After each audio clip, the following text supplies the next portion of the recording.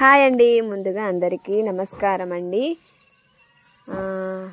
Welcome to Narma creative channel. And అందరూ బాగున్నారని మనస్ఫూర్తిగా కోరుకుంటూ ఇప్పుడు చూస్తున్నారు కదండి, ఇప్పుడు మనం ఎట్లా 8 days చిన్న బతుకమ్మలు పేరిస్తాం కదా, అదే విధంగా ఒక్కొక్క రోజు ఒక్కొక్క రకంగా పేరించాలని నేను ఇప్పుడు మీకు ఈ విధంగా గుమ్మడి పూలతో ఏ విధంగా పేరించాలో చూపిస్తున్నాను. షిబ్బీలో పేరిస్తామండి. మా సైడ్ మేము షిబ్బీ, వాటిని వెదురు కర్రలతో చేస్తారు. షిబ్బీలో ముందుగా ఈ విధంగా ఆకులు పెట్టుకొని ఆ ఆకుల పైన ఈ విధంగా గుమ్మడి పూలను ఒకదానిపైన ఒకటి ముద్దగా వరుసగా వచ్చేటట్టు పెట్టుకోవాలి.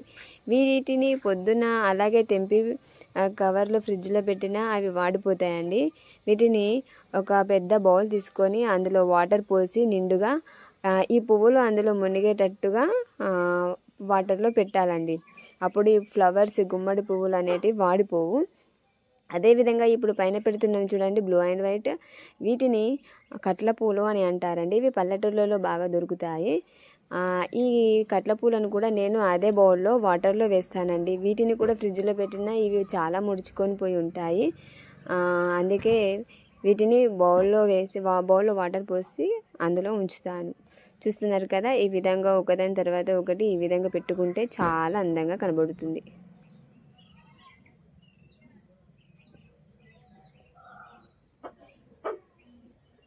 చూడ్డానికి చాలా బాగా కనబడుతున్నాయి కదండి కలర్స్.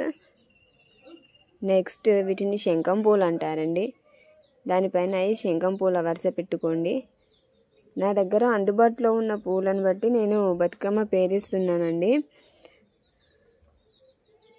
వీటిని శంఖం పూలు అంటారండి.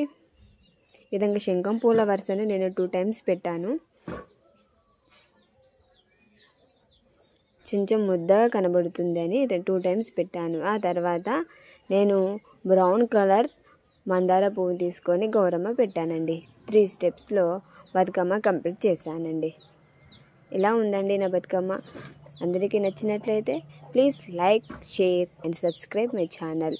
నా ఛానల్లో చిన్న చిన్న బతుకమ్మలు చాలా రకాలుగా ఉన్నాయండి. అదేవిధంగా పెద్ద బతుకమ్మలు కూడా ఉన్నాయండి. నర్మా క్రియేటివ్స్ బతుకమ్మ వీడియోస్ అన్ని టైప్ చేయండి. ఖచ్చితంగా నా వీడియోలు మీకు నచ్చితే లైక్, షేర్, సబ్స్క్రైబ్ చేయండి. వీడియోని స్కిప్ చేయకుండా పూర్తి వరకు చూసినందుకు చాలా థ్యాంక్ యూ అండి. ధన్యవాదములు.